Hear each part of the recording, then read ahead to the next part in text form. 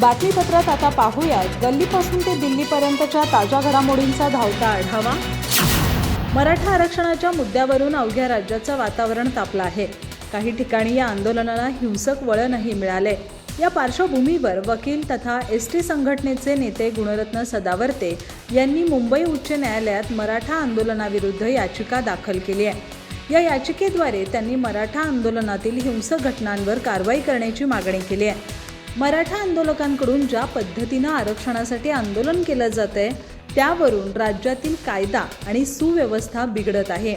त्याचबरोबर अनेक ठिकाणी हिंसक वळण लागलेलं असून यात उच्च न्यायालयाने हस्तक्षेप घ्यावा आणि हिंसक आंदोलकांविरुद्ध कारवाई केली जावी अशी मागणी गुणरत्न सदावर्ते यांनी आपल्या वकिलामार्फत याचिकेत केली आहे। या प्रकरणी आता सदावर्तेंच्या याचिकेवर 8 नोव्हेंबरला सुनावणी होणार आहे। फडणवीस यांच्या काळात राज्य सरकारने मराठा आरक्षण जाहीर केल्यानंतर गुणरत्न सदावर्ते यांनी सुप्रीम कोर्टात याचिका दाखल करून मराठा आरक्षणाला आव्हान दिलं।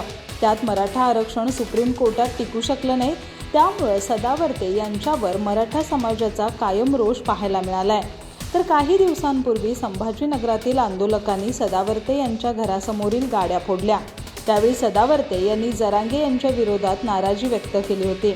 त्यांना अटक करा अशी मागणी देखील केली होती। मंगळवारी मंत्रिमंडळाच्या बैठकीत वंशावळीचे पुरावे असणाऱ्यांनाच कुणबी प्रमाणपत्राचा निर्णय झाला होता, तो जरांगेंनी अमान्य केला। त्यानंतर बुधवारीही मुख्यमंत्री एकनाथ शिंदे आणि उपमुख्यमंत्री देवेंद्र फडणवीस यांनी सर्वपक्षीय नेत्यांची बैठक घेऊन मराठा समाजाला स्वतंत्र आरक्षण देण्यासाठी सरकार कसे प्रयत्न करत आहे हे पटवून सांगितलं। त्यासाठी थोडा वेळ देऊन जरांगेंनी उपोषण मागं घ्यावं असा ठरावही सर्वांच्या सहीने मंजूर केला। मात्र हा ठरावही आपल्याला मान्य नसल्याचं स्पष्ट करत मनोज जरांगेंनी बुधवारी सायंकाळपासून पुन्हा पाणी पिणं सोडलं। आज गुरुवारी राज्य सरकारच्या शिष्टमंडळाशी अंतिम चर्चा करून जरांगे आंदोलनाची पुढील दिशा ठरवतील। आज राज्य सरकारचं शिष्टमंडळ अंतरवाली सराटीत जाणार आहे। या शिष्टमंडळासोबत नेमके कोणते मंत्री तसंच नेते जाणार याबाबत अजूनही स्पष्टता नाही। मात्र या शिष्टमंडळात राज्याचे सचिव जाणार असून जरांगे यांना उपोषण मागे घ्या अशी विनंती केली जाणार आहे। दरम्यान बुधवारी आमदार बच्चू कडू यांनी मनोज जरांगे पाटील यांची भेट घेतली। कडूंनी मुख्यमंत्री एकनाथ शिंदे यांच्याशी चर्चा करून पुन्हा मनोज जरांगे यांच्याशी बातचीत केली। गुरुवारी शिष्टमंडळ भेटीसाठी येणार असल्याचं मुख्यमंत्र्यांनी सांगितल्याचं बच्चू कडूंनी जरांगेंना सांगितलं। मनोज जरांगे यांनी पाणी पिणं बंद केलं असून सरकारसोबत आता शेवटची चर्चा होईल असं स्पष्ट केलंय। राज्य सरकारने मराठा समाजाला सरसकट कुणबी प्रमाणपत्र देऊन ओबीसी प्रवर्गातून आरक्षण द्यावं अशी मागणी जरांगेंनी लावून धरली आहे। मराठा आरक्षणावर राज्य सरकारला तोडगा काढण्यात अपयश आल्यामुळे आता केंद्रीय पातळीवर हा तिढा सोडवण्याचा प्रयत्न केला जातोय।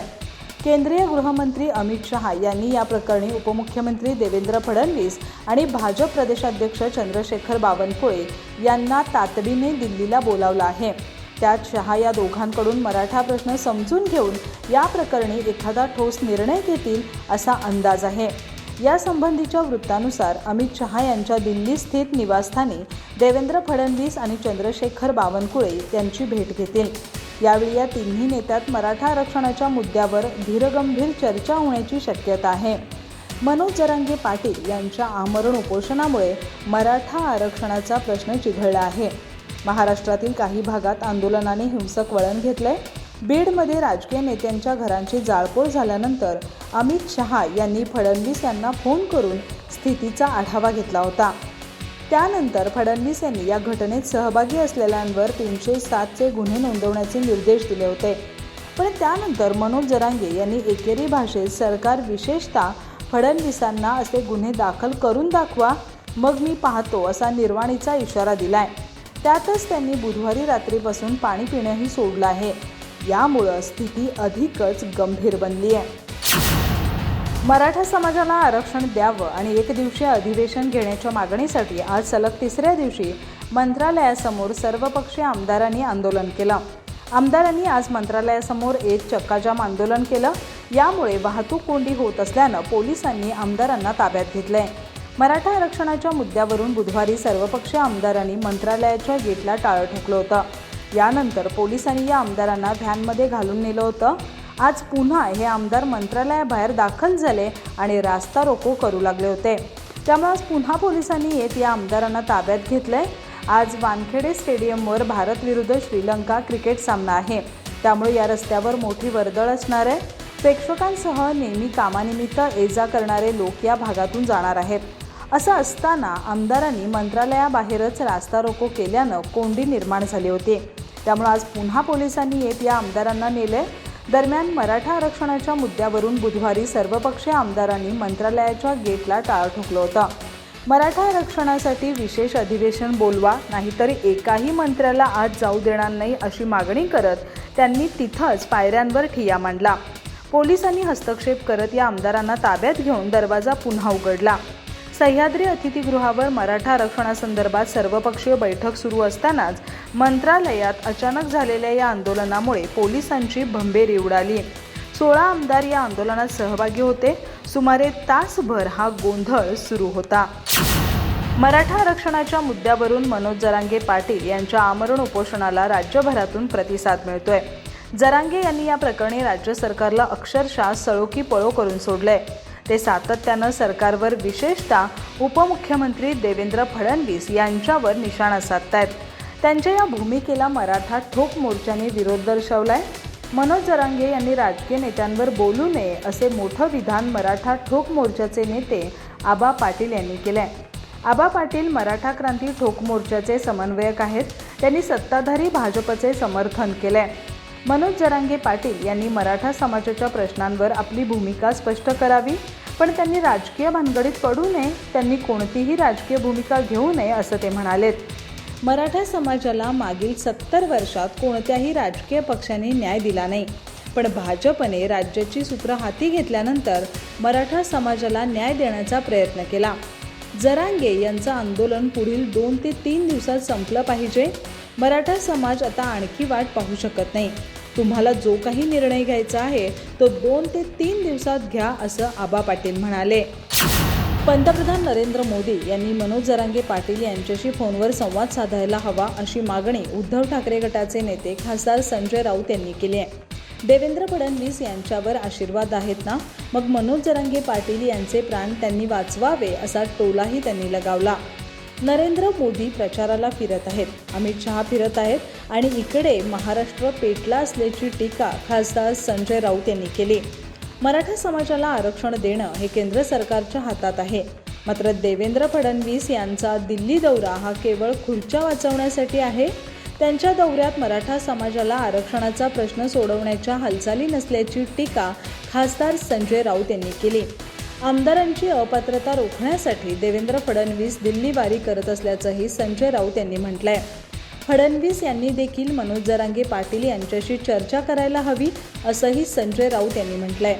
पंतप्रधान नरेंद्र मोदी यांच्याकडे मन की बात करण्यात तासभर वेळ आहे, मात्र महाराष्ट्रातील तरुणाचा मराठा आरक्षणासाठी जीव जाण्याची वेळ आली तरी त्यांच्याकडे फोनवर बोलण्याइतकाही वेळ नाही का असा प्रश्न संजय राऊत यांनी उपस्थित केला। मराठा समाजाला आरक्षण देणं हे केंद्र सरकारच्या हातात आहे, त्यामुळे नरेंद्र मोदी यांनी जरांगे पाटील यांच्याशी फोनवर चर्चा करायला हवी अशी मागणी देखील त्यांनी केली।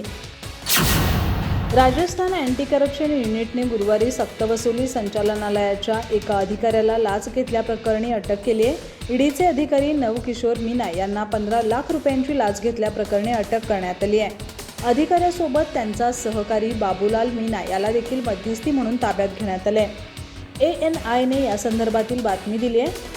मिळालेल्या माहितीनुसार नवल किशोर मीना आणि बाबूलाल मीन यांना मणिपूरमधील चिट फंड प्रकरणी लाच घेतल्याच्या आरोप प्रकरणी अटक झाली आहे। अँटी करप्शन युनिटच्या अधिकाऱ्यांनी दिलेल्या माहितीनुसार प्रकरण मागं घेणं, अटक न करणं आणि संपत्तीवर जप्ती न आणण्यासाठी अधिकाऱ्यांनी लाच घेतली आहे। त्यानंतर मिळालेल्या तक्रारीनुसार त्यांनी ही कारवाई केली आहे। आमदार अपात्रता प्रकरणाची सुनावणी विधानसभा अध्यक्ष राहुल नार्वेकर यांच्यासमोर पार पडली। यावेळी ठाकरे गट आणि शिंदे गट यांच्यामध्ये खडाजंगी झाल्याचं पाहायला मिळालं। पुढील सुनावणी 21 नोव्हेंबरला होणार आहे। अध्यक्षांनी 16 नोव्हेंबरपर्यंत कागदपत्र सादर करण्याचे निर्देश शिंदे आणि ठाकरे गटाला दिलेत। ठाकरे गटाकडून सुप्रीम कोर्टाने व्हीपबाबत केलेल्या वक्तव्याचा उल्लेख केला। सुप्रीम कोर्टाने शिंदे गटाचा व्हीप अवैध असल्याचं म्हटलं होतं, असं ठाकरे गटाचे वकील म्हणाले. ठाकरे गटाने युक्तिवाद करताना म्हटलं की आम्ही सर्व आमदारांना व्हीप जारी केला होता. दुसरीकडे शिंदे गटाने दावा केला की त्यांना व्हीप मिळालेला नाही. ठाकरे गटाने म्हटलं की ईमेलद्वारे सर्व आमदारांना व्हीप जारी करण्यात आला होता. शिंदे गटानं ठाकरे गटाचा दावा फेटाळला. या मुद्द्यावरून शिंदे आणि ठाकरे गटामध्ये खडाजंगी झाल्याचं पाहायला मिळालं.